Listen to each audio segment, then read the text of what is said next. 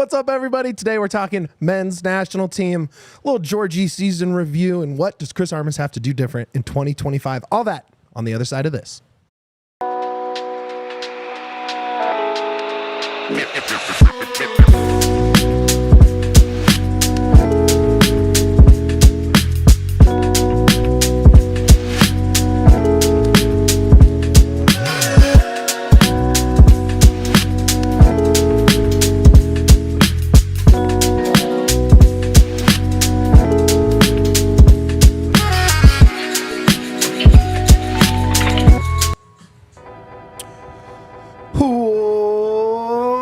Welcome in, everybody, to another episode of the DNVR Rapids Podcast. We are live from the Toyota Lounge, driven by your Front Range Toyota stores. Toyota, the official vehicle of DNVR. It is a beautiful but chilly Tuesday in the Mile High City.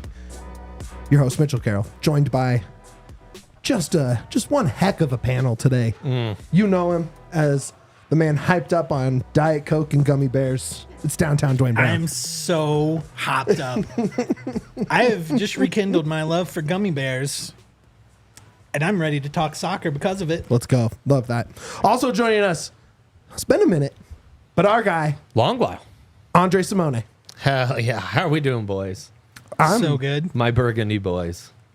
My Trey, beautiful, sweet children. You know, you're usually with us on our national team watch-alongs, national team post-games. Always. You hop in for some Pids post-games here and there. That's right. With Yaya taking a step aside, you're going to be filling in every now and then. Not going to be every week, but you're going to provide us with some national team analysis, some Pids analysis. We're going to get deep in the MLS Super Draft.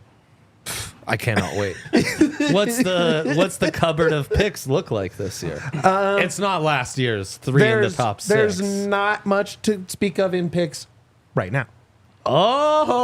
Stay tuned. Yeah, not right now. But we have so much time to talk about the MLS Super Draft.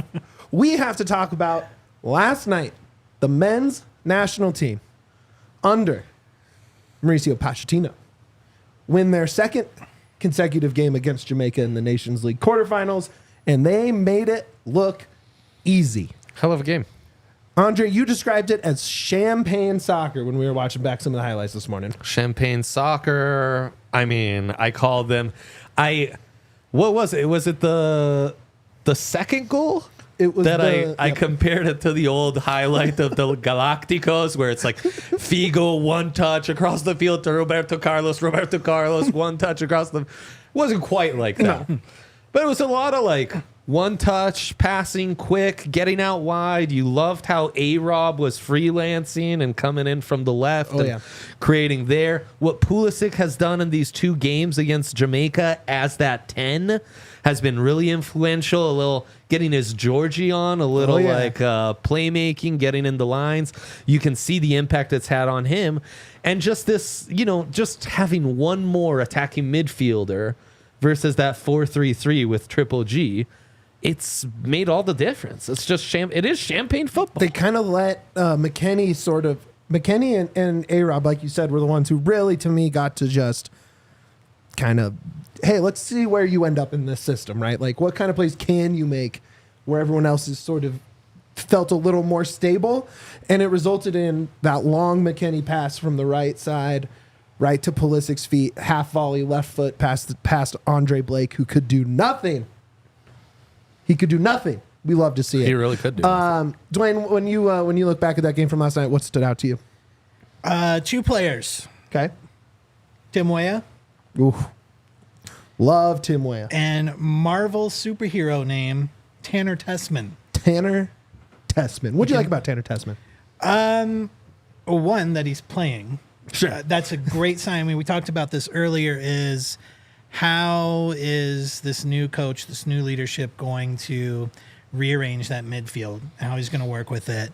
And seeing Tanner Tessman in there kind of being that linchpin, that's kind of the distributor and all of the pieces moving around him, is a new thing. And it worked out really, really well. I think, it just, I don't know if I can't say it's all on Tanner Tessman, but it just seemed like last night the players were more fluid. They were moving in and out of position if Musa moves into the center, then you've got McKennie pulling out to the right, slipping into that spot. It was nice to see, like, fluid positions, guys looking out for each other, filling in holes. I thought that was great. Kind of going off of that, you're right. How people sort of filled holes. The fourth goal, that Weah goal, right? Just a gorgeous rocket from that left side, ended with our left back on the right edge of the box making that play happen, right? And so we haven't seen fluidity in a national team structure in our lifetime, right? I mean, it's been so rigorous. 4-3-3, send it up top. Yeah.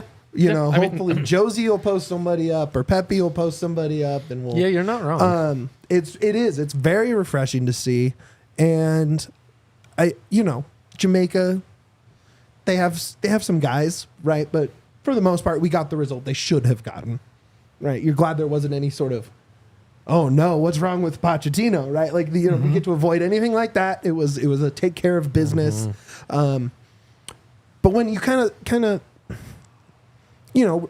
On this pod, we want to talk about the Rapids, right? We want to see which Rapids can make the national team, which guys have a future or a spot in that final grouping in U.S. soccer. And, Djordje's the last guy to really see the field as the overage player for the Olympic team. Stefan was on this roster, obviously hasn't featured. It's been Matt Turner the whole time. Was there any spot you saw where you're like, oh, this Rapid can fit this role that Pochettino has going? Duane?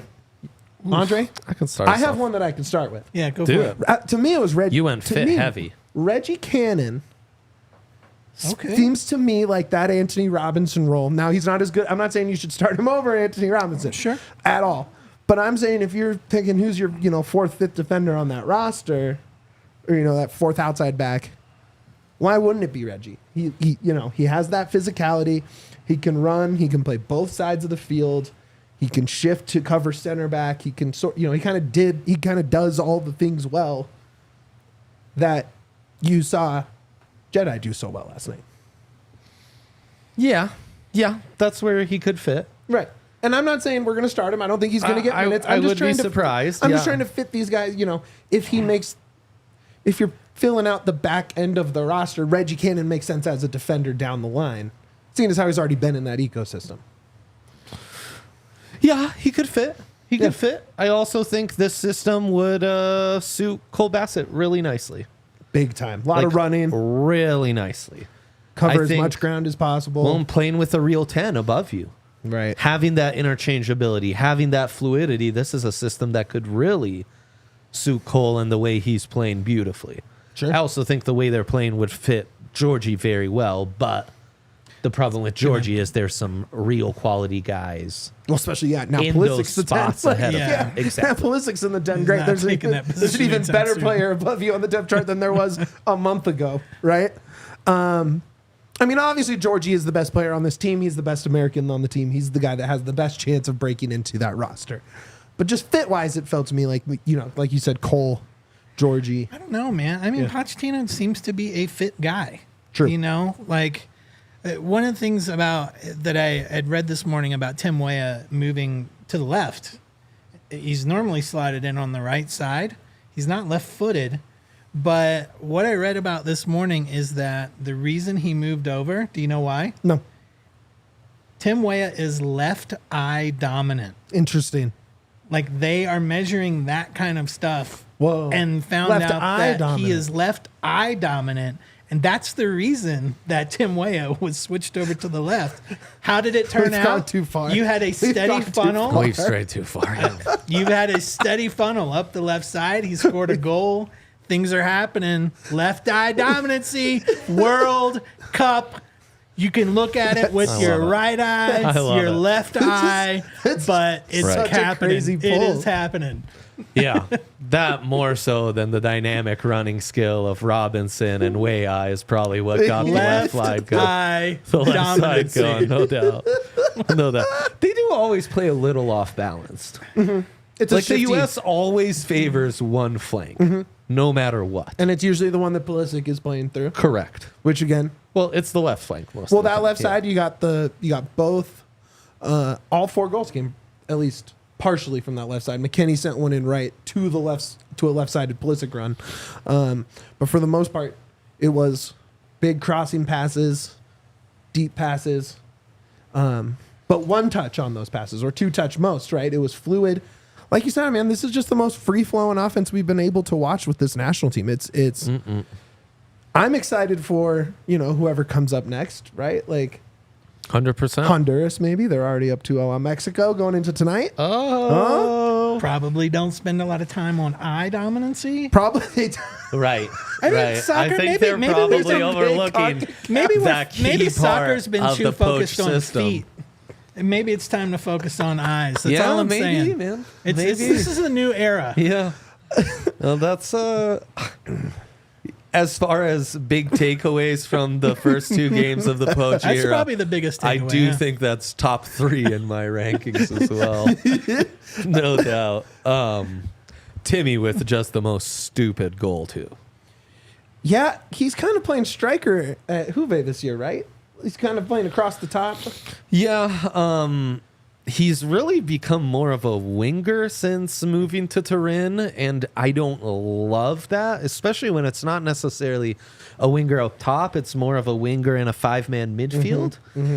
And Vlahovic would benefit from having a second striker. He just talked about this coming off his international break, how he likes playing with a second striker. With Serbia, it makes his life a lot easier. And Timmy would be a perfect pairing for that. But no, right now he's being used more out wide. So it was nice seeing that like more offensive prowess, that goal scoring ability there. Any other guys stood out to you guys? Anyone else we need to hit on? What do you think about Pepi? Pepi back? Is Pepi back? Pepi might be back, man. I'm kind of a I mean, believer. we might have like to choose from strikers now. I'm kind of a believer. Okay, you go as the believer, and you guys seem more positive than me. I don't want to immediately bring it down. So, go. Why? What are you Tell seeing from Dre. him? Well, he's banging in goals. You like to see that. He works well for this system. He's finding runs. He's finding spaces between the lines, and when he's getting the ball in the penalty box, they seem to be going in. What's not to like? The American striker position, it's just impossible to judge, because you have guys that do great with the national team, poor-ish with clubs. You have guys that do great with clubs and can't do anything when they're on the pitch for the national team. When they're on the pitch with the national team, you're playing the Jamaicas and the Trinidads of the world, so it's tough to really say that a dominant performance was truly groundbreaking. But then again, that's 90+% of the games you're going to play is against those, so it's fine. But it's also, it's just so tough to say. Like Haji Wright scores a ton of goals. I'm a Haji Wright guy. I'm a believer. Oh, yeah. Right? Sargent scores a bunch of goals in the same league. I love me some Sargent, but it's I been do a minute too. since we had Right. peak Sargent. And then Vasquez. I still believe in Jesus, Vasquez and Jesus Ferreira, both guys that have in and out gotten some. Now Vasquez had the chance to cap tie himself to Mexico, didn't. Vasquez had a yucky miss in the first game against Jamaica. Yes. Bad miss. So Like, we can I maybe... think I could have had a better effort. Really? Well, We need does it get matter Trey and Burgundy, when put 'em you've up top. got when you've Sign got 'em. Balogun? Sign 'em. Does any of this You're matter? right. So maybe, a striker for Monaco is Yeah, definitely just- playing at the highest level of any other striker. Just pick the 3 most in form when we're closest to the competition, and Yeah. I think all those guys are in a pretty similar tier. Haji, Pepi, Yeah. Sargent. Right. Vasquez is probably a little... Then you got Darren Yappy, who's Vasquez going to has take the over potential eventually. to come back there. Yeah. I mean, right. Really, if you're looking across the Rapids ecosystem, it's not Yappy, the youngster, that has the best chance. It's probably Adam Beaudry that has the best chance to really play for the national team long term. To really get For future, senior yeah. minutes, right? I mean, he just had a shutout again against South Korea with the under 23s, I'm pretty sure, which, that's the Olympic level team right there. That's the second highest national team you can be with. So I love his prospects long term. He is under one of the best goalkeeping coaches in the league. He has Zach Steffen every day in training. Do we count Ollie as a youngster? Has Ollie even what was the highest level Ollie played in the youth system? I'm curious. I really am. I'll look him up. Okay. I mean, look, I think Ollie's got that dog and that kind of freelancing ability. I think a guy like that Late can always be arriver. useful in a tournament 23-man roster. Right. Yeah. I mean, all the Rapids are aiming for Gold Cup at this point, right? Sure. That's kind of what it feels like. Nations League feels to have jumped Gold Cup a little bit in terms of the roster. Yeah. We saw it last cycle, too. Gold Cup was kind of you don't want to call it B team because there were still some big names, but it wasn't the full tournament team, right? So maybe you do see a Djordje get a Gold Cup shot. Mm-hmm. Would that be the craziest thing? I mean, he does a lot of the things Pulisic was doing last night, minus he's not so much the goal finisher as the goal setter upper, but he does kind of fit into those same areas on the field. I don't see why. I mean, at least make the roster. Why not? Yeah. He just was the best player for them at the Olympics. Right. Which is surprising to me that Tessman got that first spot. Is it just because it's Nations League and it's not the full squad, or do you think Tessman's kind of earned that final spot on the roster? I think it's position and fit. Just position and fit? Yeah. Just Poch sees I something? mean, Duane thinks Tessman unlocked the whole team. That's true. So I'm just surprised it was him. He didn't do too much at the Olympics. He started every game.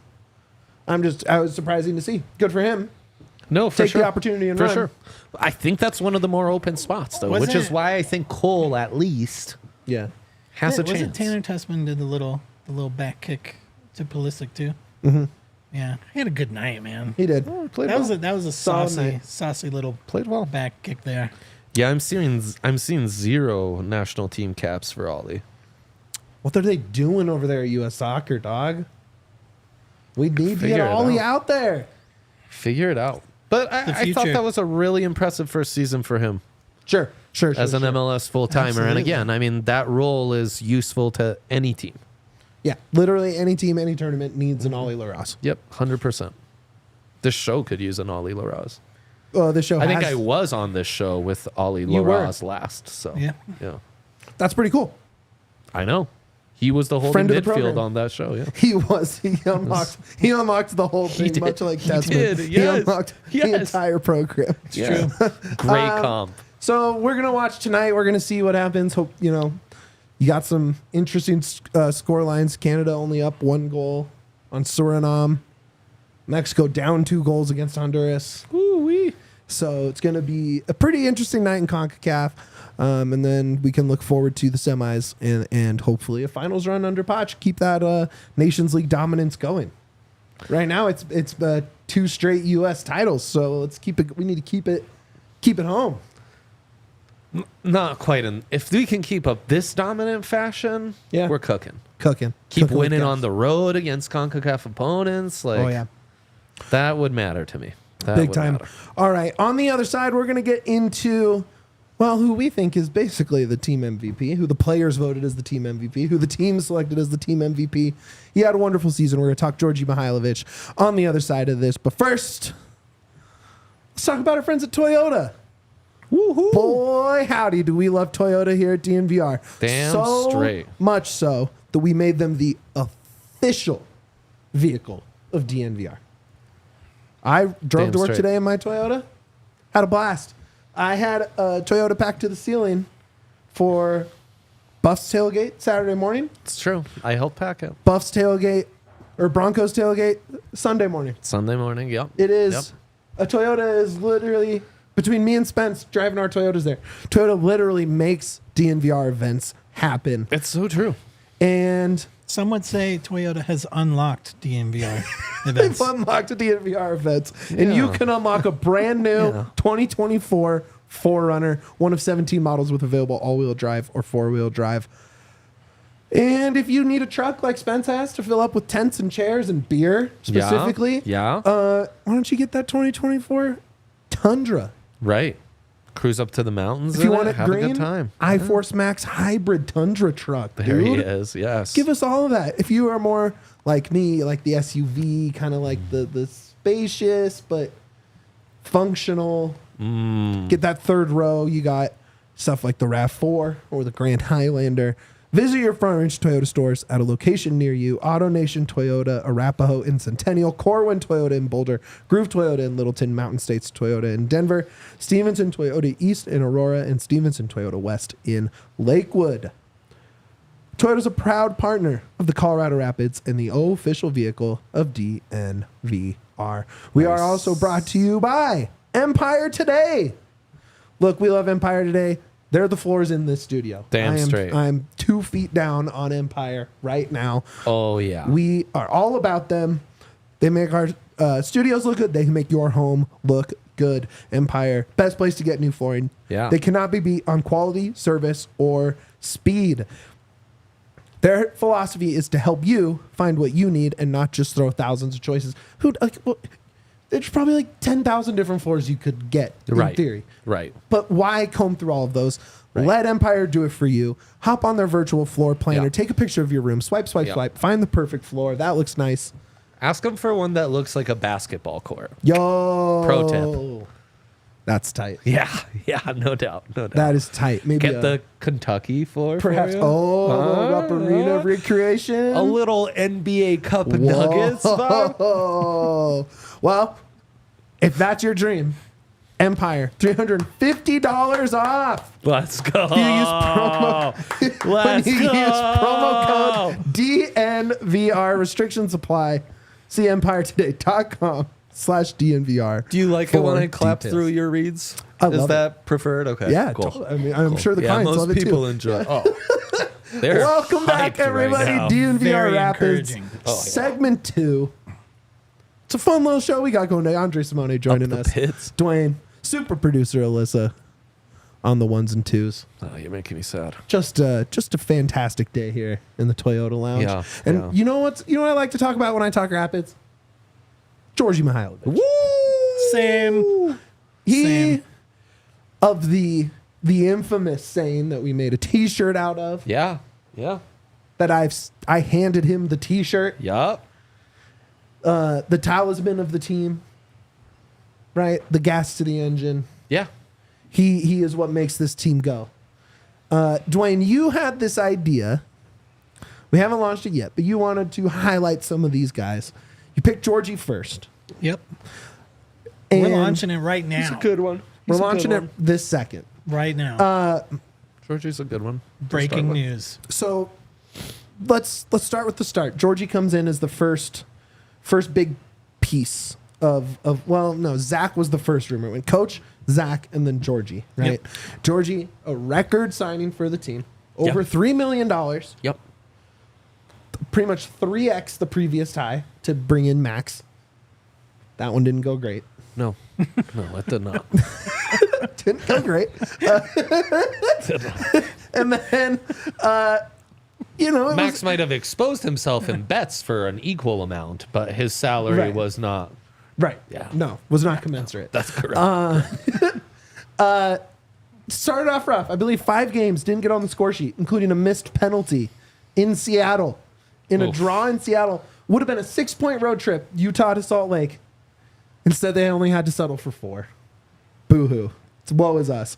But What a start. from there, starting with his brace against LAFC, Oh, yeah.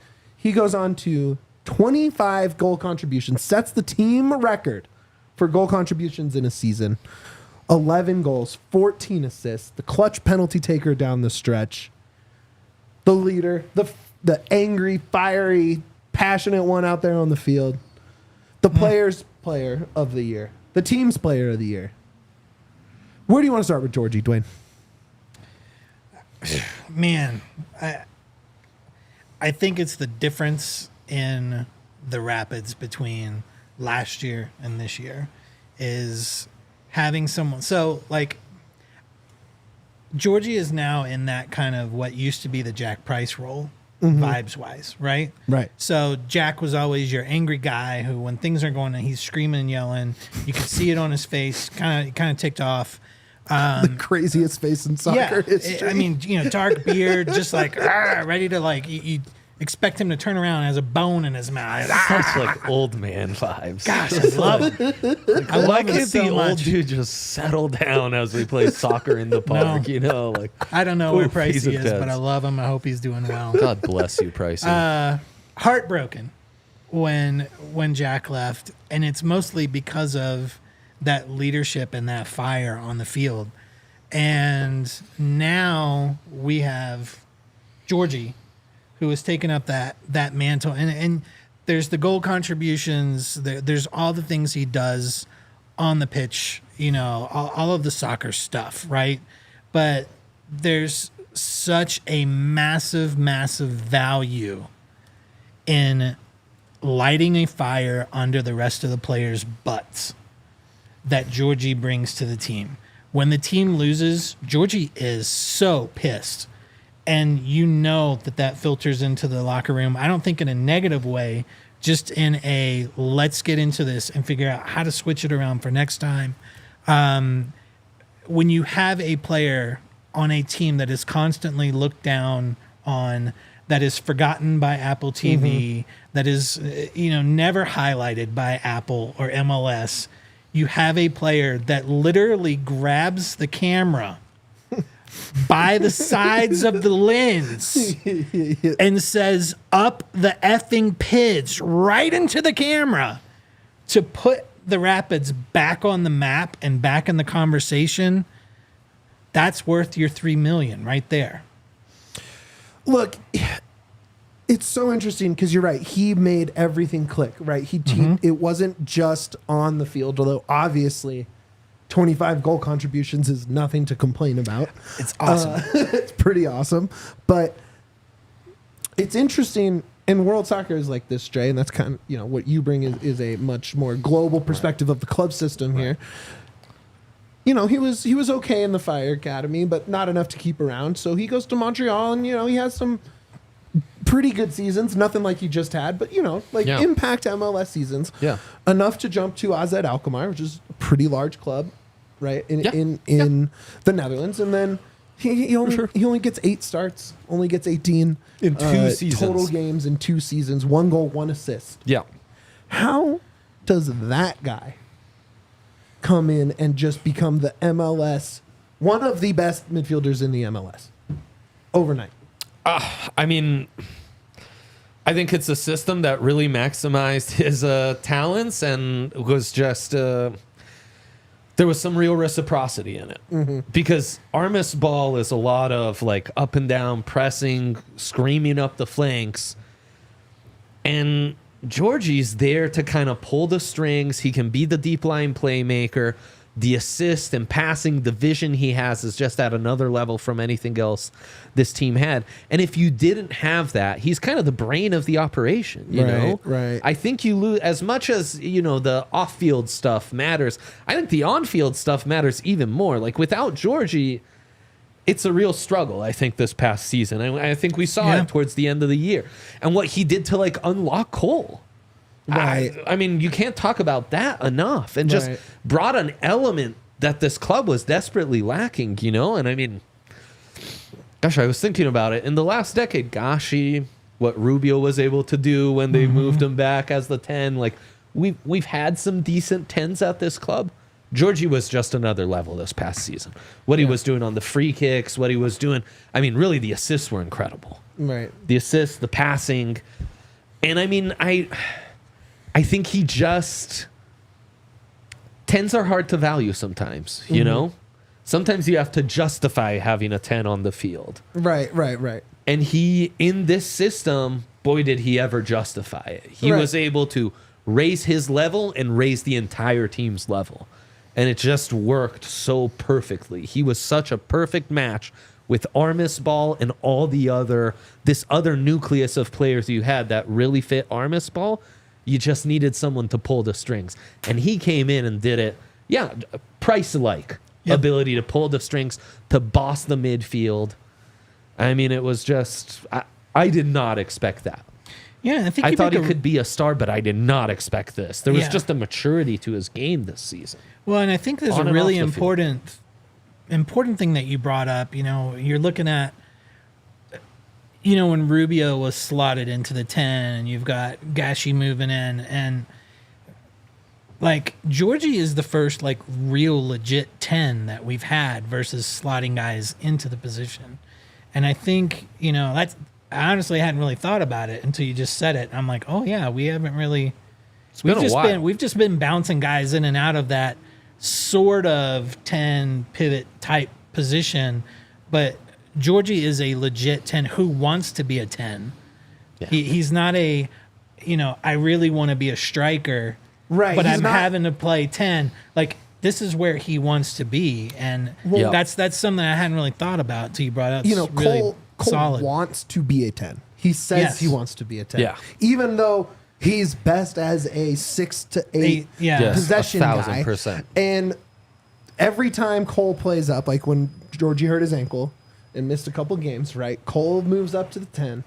Cole goes, and he's just riding that line the whole time. He's so obsessed with getting goals. He wants to just wait for the long ball, break that line, find something in transition. Djordje lets the wingers get ahead. He'll let Keegan or Sammy get ahead. Yes. Even Ronan get ahead.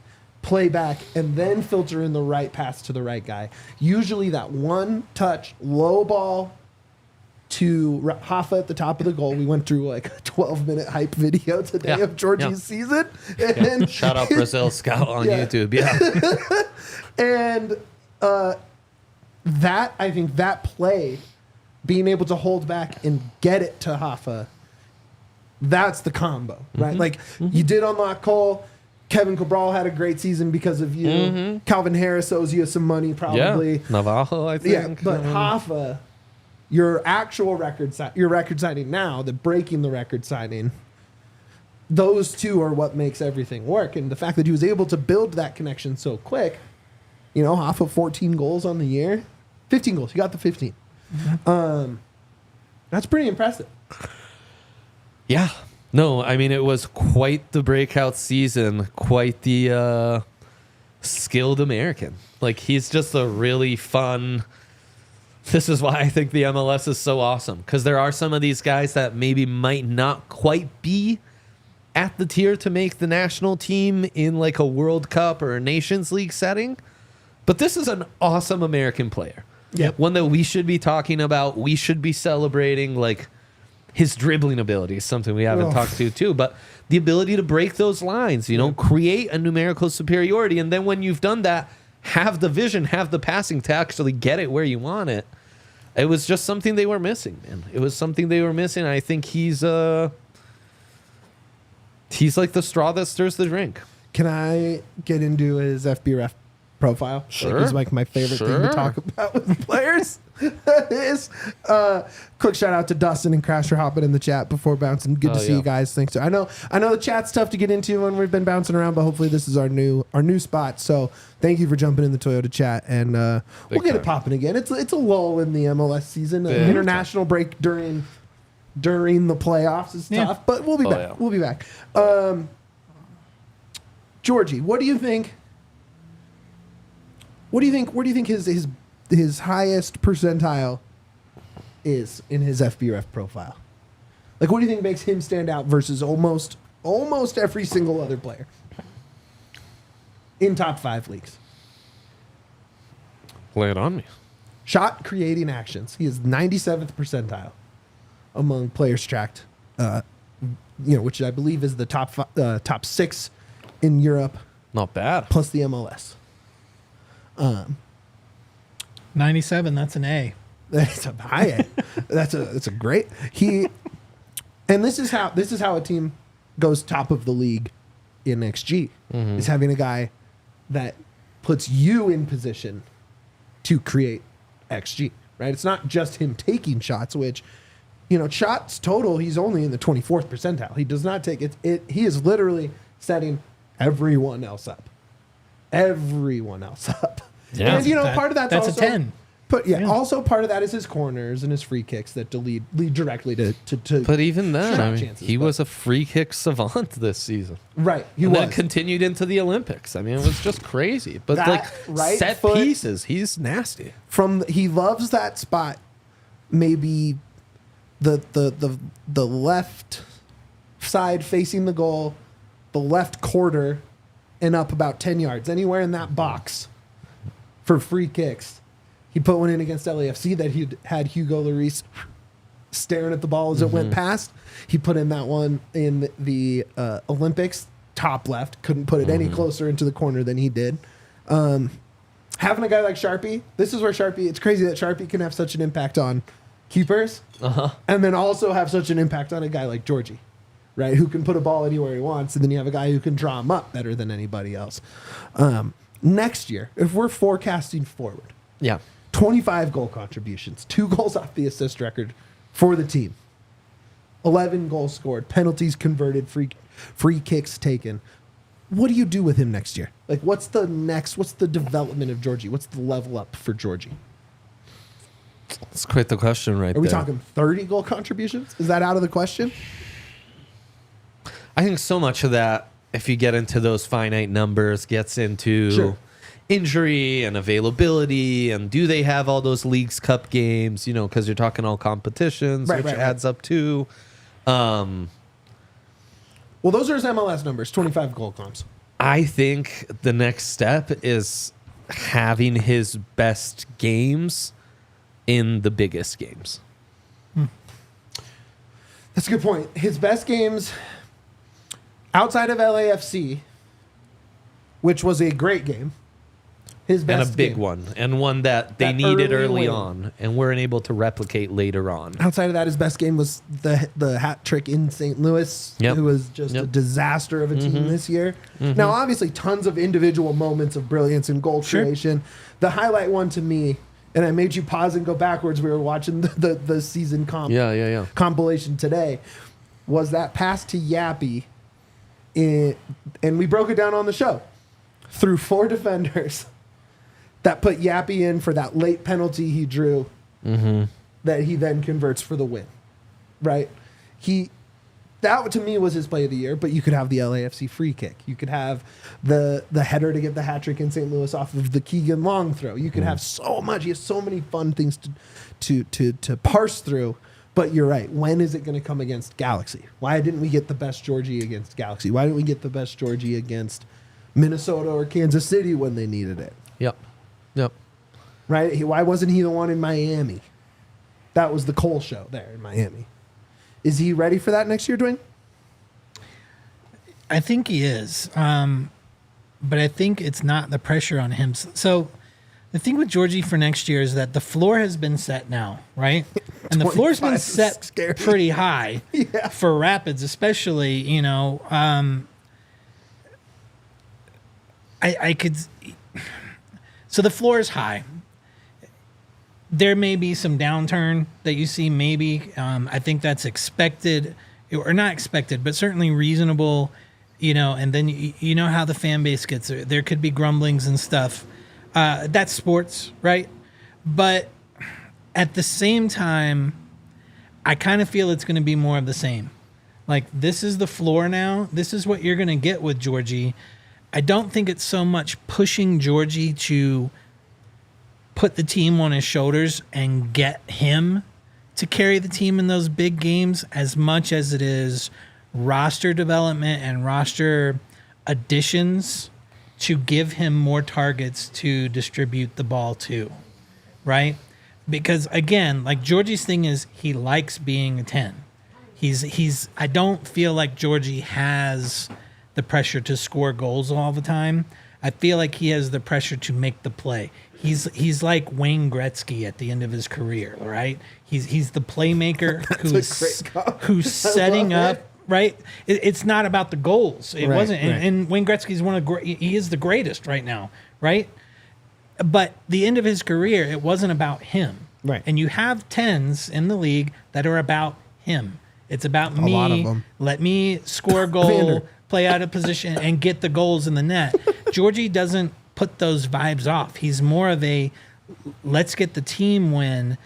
That's hard for Djordje to do when the pieces on the wings are not there yet. When Hoffa is not quite there yet either, because, again, the wings. So I think as the team builds around him, because he is now a keystone player to build around, As the roster starts to take shape around a player like Djordje and what he does, I think that is where everything rises, right? Yeah, absolutely. I think there will be less goals for Djordje next year, but I think there will be more assists. Yeah, I think he probably finishes somewhere around that 25 mark still. Dre, any final thoughts on our guy?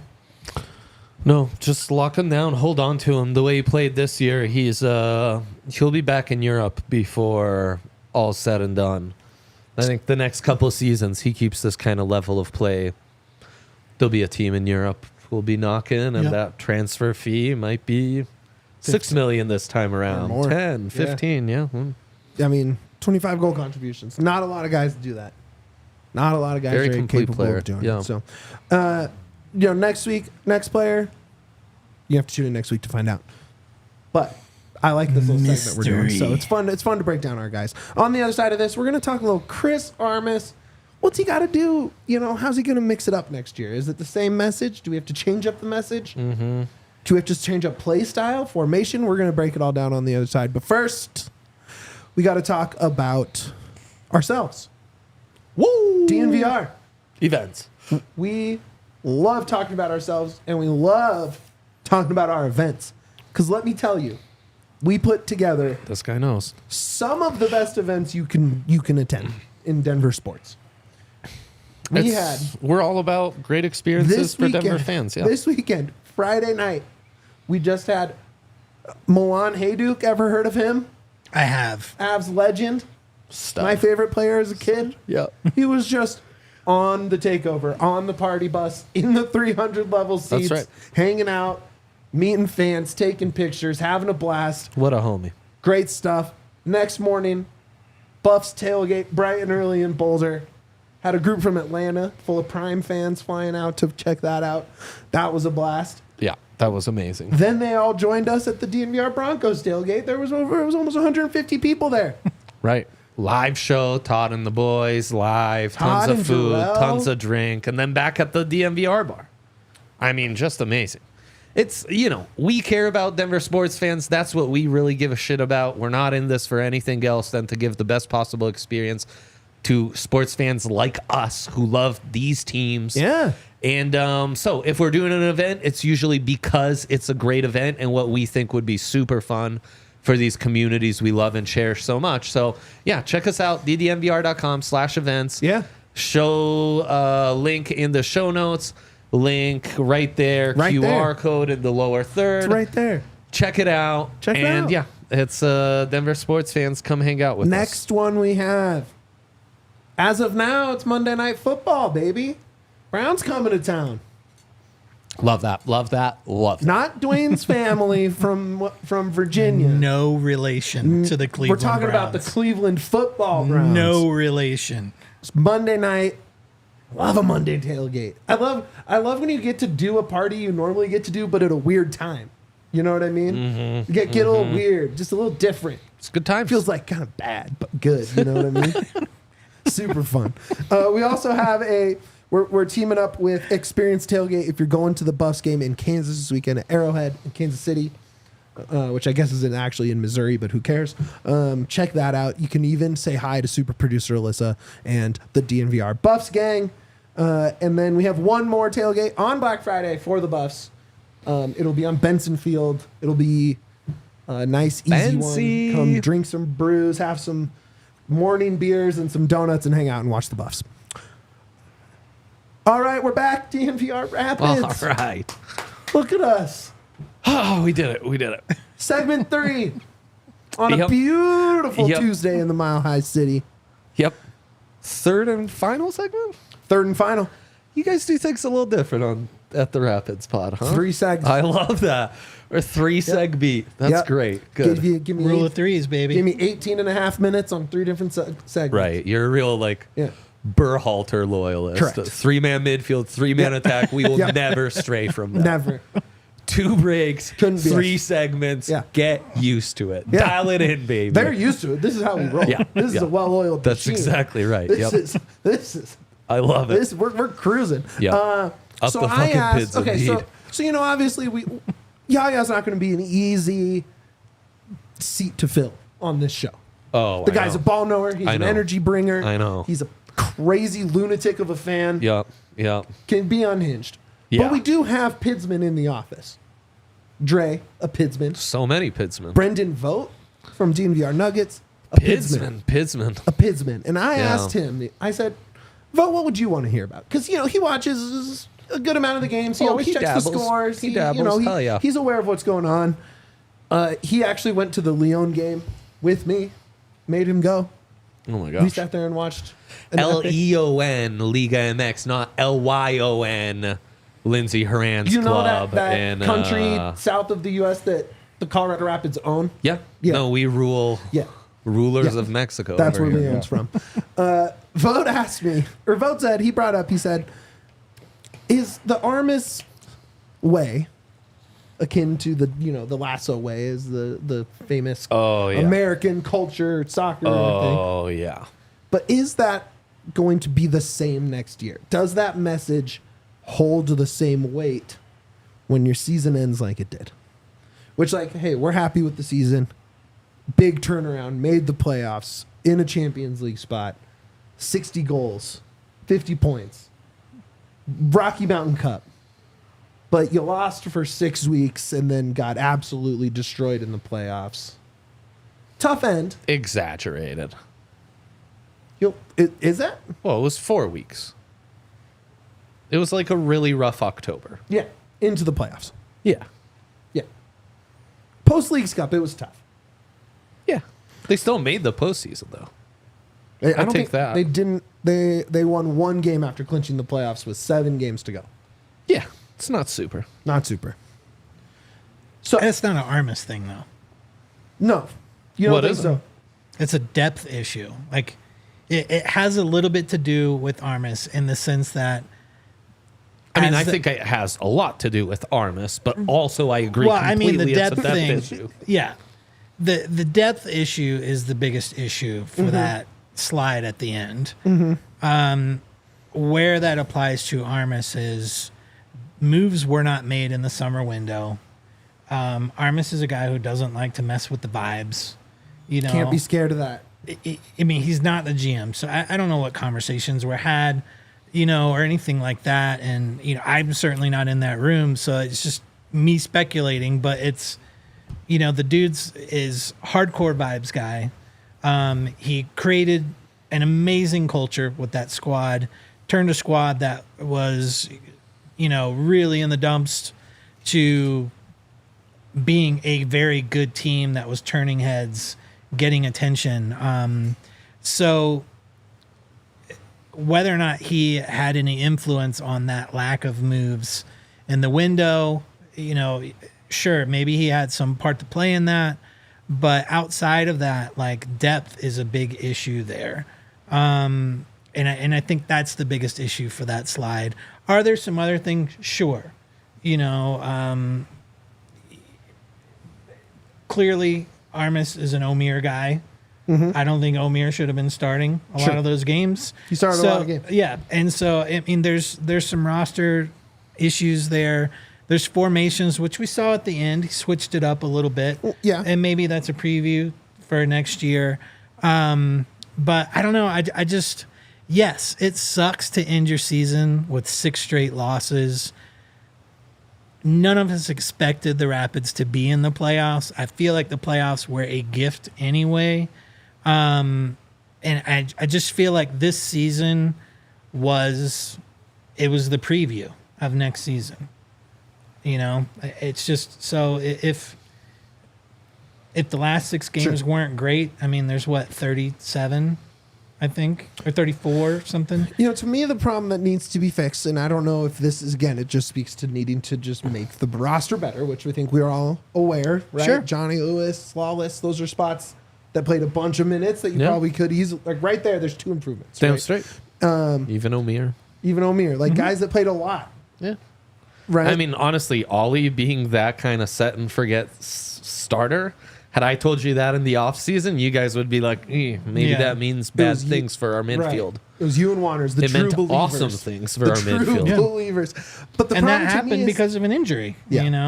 so But good- you're good things making a happened. huge gamble there. For the sure. problem The fact to me that was paid the off. losses were loud and big, especially against the big teams, right?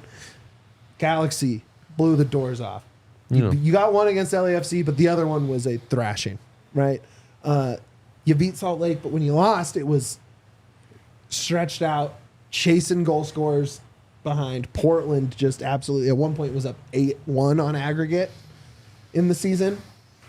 You know, it's that's to me where when it goes bad, it needs to not go horrible. And what's the fix there? What's the Armas chess piece move to not lose games by 4 goals where you look like you don't know how to play even basic defensive concepts? Where you're just getting run out of the building. Yeah, I mean, look, I think at the end of the day, this team peaked in August. Yes. I think we don't talk about it enough in team sports, but like maximizing peak performance is really what athletics are all about. Sure. It's something I think about way more in the summer when I'm doing my cycling, tennis, Olympic, motorsports deep dives because it really matters there. But I could tell you, like, the Nuggets peaked at the right time last season. They're on like a 15-2 run after the All-Star break. That's when you want when it. they should have peaked in the playoffs, not after All-Star break. Sure. These guys peaked in August. And they not earned a in champion October. spot, right? To be fair. 100%. And then it's the same problem for every team in all of world football, every club in all of world football. You want to compete on 2 fronts, something the Pids have never done. That's going to come back. Like, eventually, all that energy spent in August where you're playing every 3 days is going to come back to bite you. Right? And then Djordje, during that run, is playing at a faster pace in the Olympics than the guys playing in Leagues Cup were. Yeah, right. And then, I mean, look, I think where Armas comes into play is that system. It's a demanding system. I think it's why I'm not going to turn on his mentality. I think he's right to have this mentality with that demanding system. But Duane's exactly right. You need depth to execute that system and compete on 2 fronts. Next year's what? Going to be attempting 3 fronts? Yep. So, and then on top of that, you talk about, struggling against the good teams. Yeah, after August, their star players did not play well. Cole and Djordje are dealing with injuries and missed some key games. Big Steph was not good. Not in the MLS, he wasn't. And Sammy Vines was supremely disappointing and underwhelming to me, and I love Sammy. But look, man, when those 4 guys don't play well, and you don't have Bombi anymore, which you had at the start. Like, I'm sorry, this club and few MLS clubs would be able to withstand those injuries, lack of performance in the key stretch of your season where you're trying to make a playoff run and beyond. So I get it, and I do wonder, is the Armas system when you adjust to where you maybe sacrifice, instead of going all in on one more star, one more big money signing, you use that big money on 4 guys who are more mid-level starters, but that depth has upgraded your roster significantly, right? So I think that's more the question that interests me going forward. The system, the defense to me is the part where if you're going to play compact, right, they're only about 20 yards apart, Hoffa and Maxu, right? If you're playing all that and you're all playing in the forward part of the field, you can't be giving up solo runs the other way, right? And does that mean that 3-4-3? I mean, that 3-4-3 is getting very popular across, these teams that are kind of your Bayers or your Sportings, these 3-4-3 pressing teams that Armas loves to do. He loves the high energy, wants to force the action. Jamaica. 3-4-3 team. You slide. Was that not good? Maybe slide Keegan into the 3rd center back spot? Let Reggie and Sammy do the wing thing that he loves to do with his outside backs, and kind of put Cole in between them. Is that kind of the solution? Does that solve the defensive issues? Or is it just hope you can sign someone faster than Lawless? I think maximizing that athleticism and speed in your center backs is important. I think Keegan can do that in the 3-man defense. but I don't think that's the best, most natural role, and I think that could be upgraded. And yeah, I think down the flanks, like if that's the style you're playing, I think you need a smidge more out of, especially the left flank, but even the right flank. Like I think you need more of a forward-minded, like a guy who's just running their ass off 24/7. Right. Yeah, and losing, you can't say no to the money you got for Bombito. That would be malpractice. For sure. And through August, you're feeling like kings. Like we made it this deep in Leagues Cup, and we've got this Bombi money coming in. Like we did it, I love the way Coach motivates the team. I love the way he is around practice. I love the way he has his guys' backs. Yeah. Sometimes to a fault, right? I think the fans and media can sometimes get a little burned out on the everything was good today minus the final result. But, I think he's a little more open after kind of seeing how it ended and being able to shift some of the excess pieces. His real only true depth was at outside back. So be able to play Keegan, Vines, and Reggie all together in that 3-4-3 was probably the most...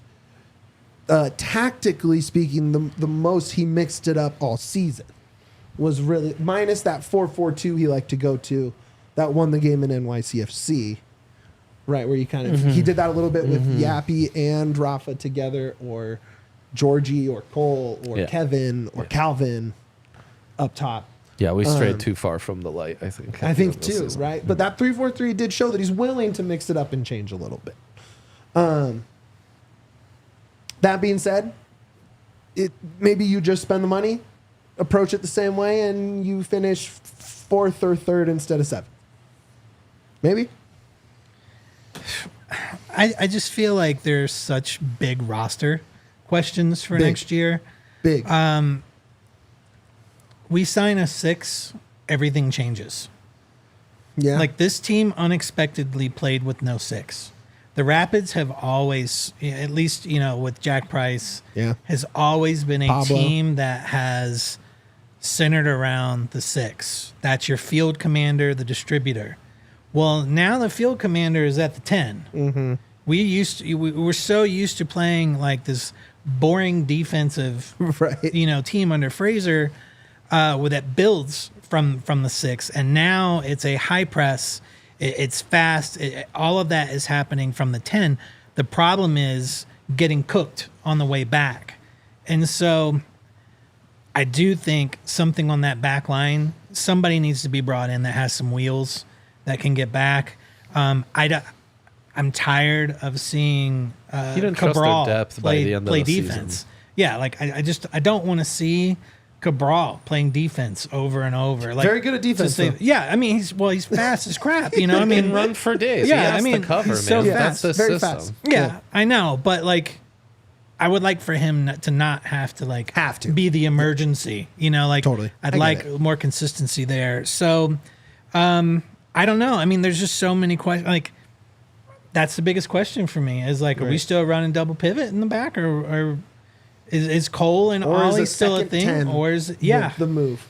I don't know. And one true 6. No. Cole as used, the interchangeability, the fluidity of being able to.